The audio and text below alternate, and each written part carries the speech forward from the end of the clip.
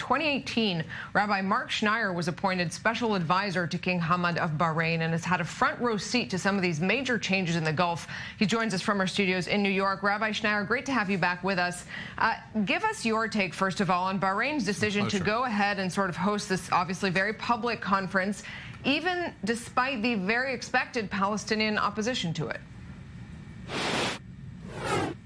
I predicted 14 months ago here on your show that the Kingdom of Bahrain would be first. Kingdom of Bahrain will be first in leading the charge of establishing relations between the Gulf and Israel, and that the Kingdom of Bahrain would be the first to actually establish diplomatic relations with Israel. And I think it's very significant that this historic conference is taking place in Bahrain. There is no kingdom, there is no country, there is no leader in the Gulf that has earned this honor and this distinction more than the King of Bahrain, who, since I have known him since 2011, that he has made it his mandate and his mission to warm relations between Israel and the Gulf.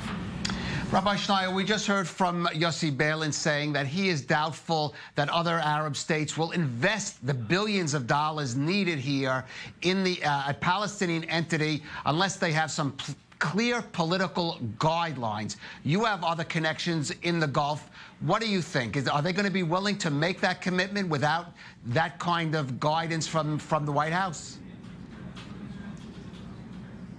There is a genuine, overriding need and objective on the part of the Gulf states in wanting to establish these relations with Israel. For the first time since the establishment of the State of Israel 71 years ago, you have the United States, you have the State of Israel, and you have the Gulf states working together in trying to bring a resolution to this Israeli-Palestinian conflict.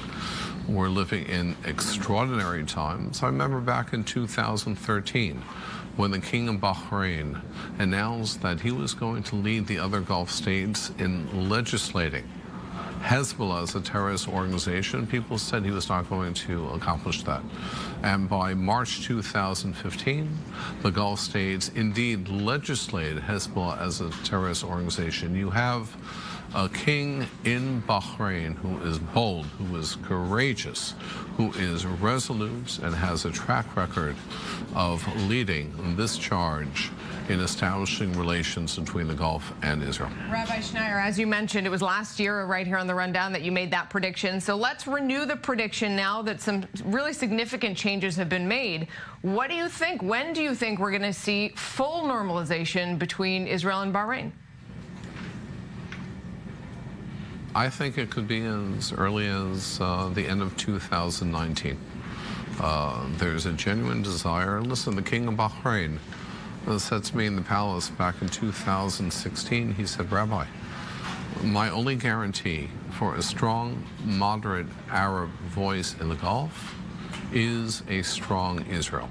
In December 2017, right after President Trump announced moving the embassy from Tel Aviv to Jerusalem, who 2 weeks later sent an interfaith delegation to Jerusalem, was the King of Bahrain. And the Foreign Minister of Bahrain recently said it's no longer a question of if, it's a question of when.